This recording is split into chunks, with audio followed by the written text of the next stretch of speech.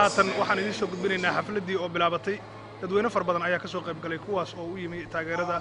ra'iisul wasaaraha dawladda federaalka meelgaarka Soomaaliya mudane Cabdiweli Maxamed Cali Gaas waxaan haatan horteeda fadhiya gabdho Soomaaliyeed iyo wiilal kuwaas oo iyagu kamid ah taageerayaashii ra'iisul wasaaraha kuna yimi halkan bal inay muujiyaan sida ay u baahan yihiin Soomaalinimada iyo dawladnimada waxa ay tahay qarannimadana ayaga ayaa nooga warrami doona bal marka hore aan kaamirada ku soo wareejiyo magacyadoodana ayaga inoo soo doona insha Allah ta'ala billahi kareem heesaha la qaado waxa kamid ah kuwii Soomaaliya loo qaadi jiray heestii calanka fanaaniinta ka soo qayb gashana kuwa aad u codmaan ayay ahaayeen bal daawadayaal markaan aan ku wareejiyo dadweynaha ka soo qayb galay xafladda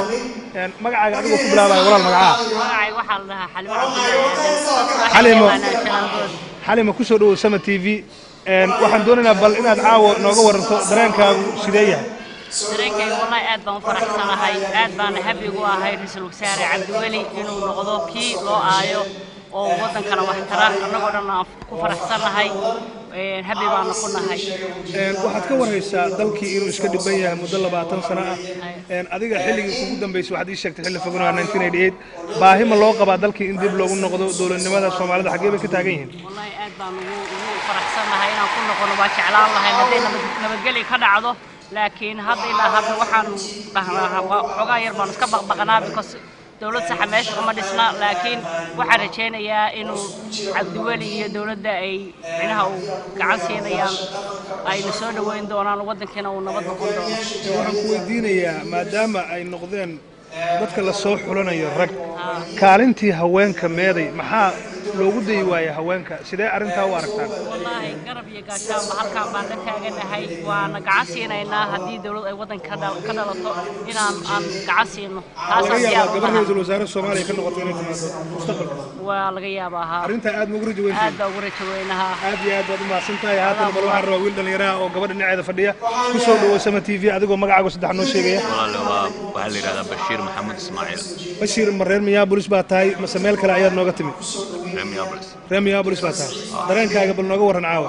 wallahi saaxiib dareenkaaga aad buu u fiican yahay aad ayaan u faraxsanahay waxaan saboorta dareenayaa dawladda 20 sano dawlad la'aan baan ku jirnay iyo dhibaato aad ayaan waxaan u rajeynayaa aan adigu faraxsanahay inuu wadanka isbedel ka dhici doono isbedelka yaa laga sugayaa yaa sakeeni kara eedda Soomaaliya dhibaatada haystaan yaa labaad u malaynaysaa waxaan u malaynayaa eedda dhalinyaradu malahan waxa iskala odayaasha iyo qalqablayaasha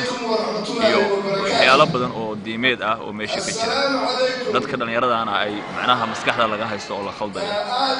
waxaana isbedelka ka malaynayaa dawladda cusub iyo ra'iisul wasaaraheeda inay isbedel loo keeno adigu rajayn intee laga qabtaa inaad dalkii hooyo dib ugu noqoto iyadoo ay haystaan qarannimo iyo dawladnimo aad u baan ka qabaa sidee u aragtay heesta calanka caawa la qaaday aad iyo aad ayaan ugu qiirooday farxad gelisay aad iyo farxad gelisay Bashiir aad iyo aad baad u mahadsantahay halkan waa Sama TV daawadayaal oo aad wali barnaamijka la socotaan wiil karo dhalinyaro ayaa isna fadhiya halkan daawadayaal waxaa la ku sugan nin dhalinyaro oo aniga saaxiibkay gaar ah oo aan waliba ruumeed ahaan jirnay Xasan Dheere oo magaalada laga wada yaqaano Xasan ku soo dhaw Sama TV waa ku dhawahay xilligii ugu ka dambeysay Xasan TV uma shaqeynay wax soo marinaya aad iyo aad Xasan magaalo kale nooga timi mase Minneapolis baa tahay waxaan deganahay magaalo xoogaa wax yar u jirta Minneapolis oo Singalow la yiraahdo Singalow baa ka timi dareenkaagu sidee yahay caawa dareenkayga caawa farxad iyo qiiro ayaan ku haystaa meeshaan insha Allah waxaan Ilaahay uga rajaynayaa Soomaaliya inay noqoto midii nabad ku waarta xafladan ma tii kugu horreysay Xasan mase waa xaflado kale ayaa jiray oo convention u timid dhowr xafladood oo hore ayaan u imid balse xafladahaas lama mid ahayn midda maanta aan u imid Xasan aad iyo aad baad u mahadsantahay waan ku salaamayaa